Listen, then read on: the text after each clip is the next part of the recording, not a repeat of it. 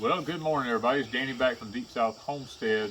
Guys, with everything that's going on in the world today, Wanda and I were fixing to down all of our old chickens. We have a Rhode Island Red Pure Heritage variety here that we were fixing to just get rid of all of them because they're 2 years old.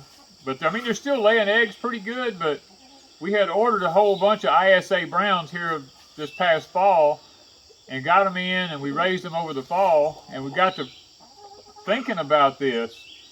With everything that's going on with the avian flu and all the chicken shortages and all that kind of stuff, we have a heritage breed here.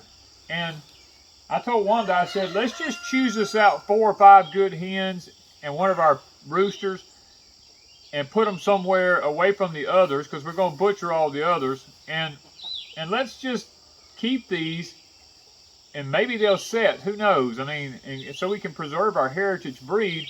So we actually bought 2 dog kennels here, the 6-foot high 10 by 10 dog kennels. We bought 2 of them and actually put them together to make a pen around this old corn crib. And this was an old turkey building we had here years ago, and it's about to fall down, to be honest with you, but we decided to try to retrofit it to possibly keep this breed going here as much as possible. And we let this grow up with weeds in here, because these chickens just love to get in here and scratch for these old roly-polies and bugs and all that kind of stuff.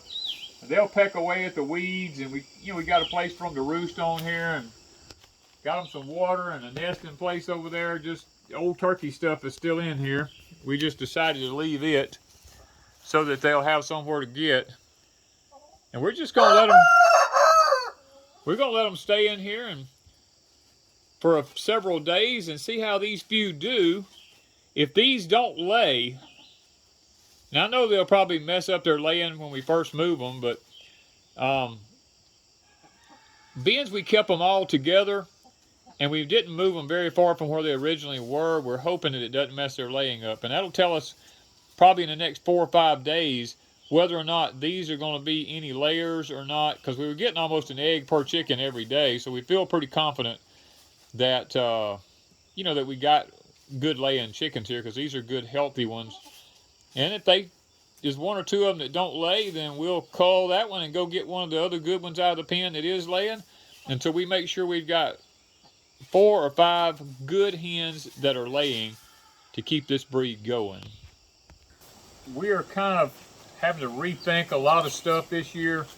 Feed prices like they are, everything's going wacko. The avian flu is everywhere. They're culling chickens by the millions. A lot of the hatcheries are not even shipping out baby chicks now because of the avian flu. They've stopped them from doing that. So we were lucky. We ordered 15 turkeys, the broad-breasted whites. Of course, they stayed in shipment way longer than they should have. When they got here, all of them died but 3.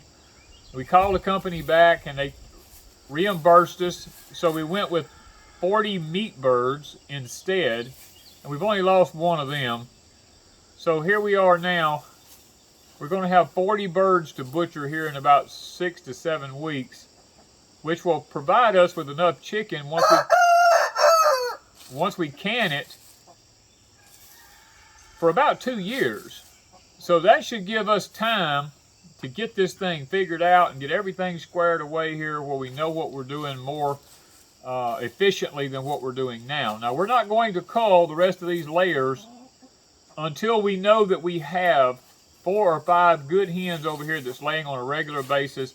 And hopefully we can find 1 or 2 of them that'll go broody and that will actually start setting out here, and we'll be able to raise some of our own little chicks. So that's kind of our plan. With everything going haywire like it is, guys, we have to start making better decisions and not just having animals because we want animals. We got to have them because they're profitable to us on the homestead. Thank you, guys.